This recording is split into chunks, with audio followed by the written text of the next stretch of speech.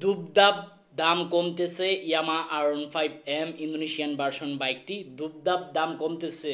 এই কথাটি বলার কারণ হচ্ছে বাইকটি কিন্তু যখন বের হয় তখন বাইকটির দাম ছিল আপনার 7 লাখ টাকা বা 7,20,000 টাকা করে সেল করতো, বাট বর্তমানে স্টেপ বাই স্টেপ ভাবে বাইকের দাম কমতেছে।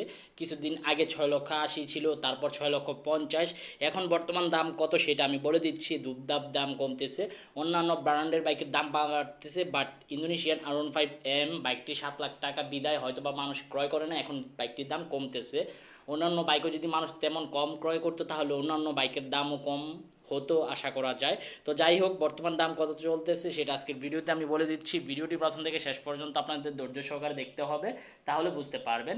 চলুন কথা না বাড়িয়ে ভিডিওর মূল টপিকে যাই এবং আমরা জেনে নিই ইন্দোনেশিয়ান R15M বাইকটির দাম কত।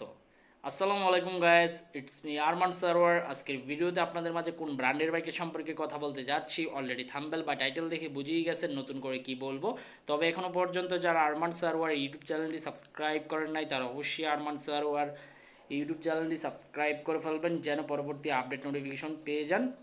বন্ধুরা, ইয়ামা R15M ইন্দোনেশিয়ান ভার্সন বাইকটির দাম দুবদাব কমতেছে, আর এখন বর্তমান দাম চলতেছে 6,30,000 টাকা আস্কিং প্রাইস। বাংলাদেশের যে কোনো আনঅফিসিয়াল শোরুমে আপনার এই প্রাইসটি দাম চলতেছে 6,30,000 টাকা আস্কিং প্রাইস। আপনার অবশ্যই 5-6টি শোরুম যাচাই বাছাই করবেন, 5-6টি শোরুম যাচাই বাছাই করে তারপর আপনি সঠিক সিদ্ধান্ত নেবেন কোন শোরুম থেকে আপনার বাইকটি ক্রয় করা উত্তম।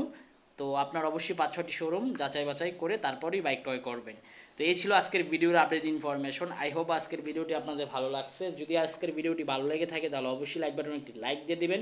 আর সবাইকে অসংখ্য ধন্যবাদ ভিডিওটি প্রথম থেকে শেষ পর্যন্ত দেখার জন্য, আর রেগুলার আমাকে এভাবে সাপোর্ট দেওয়ার জন্য। ভবিষ্যতে এভাবে আমাকে সাপোর্ট দিয়ে যাবেন আপনারা, এবং ধন্যবাদ আপনাদের, এবং আল্লাহ হাফেজ।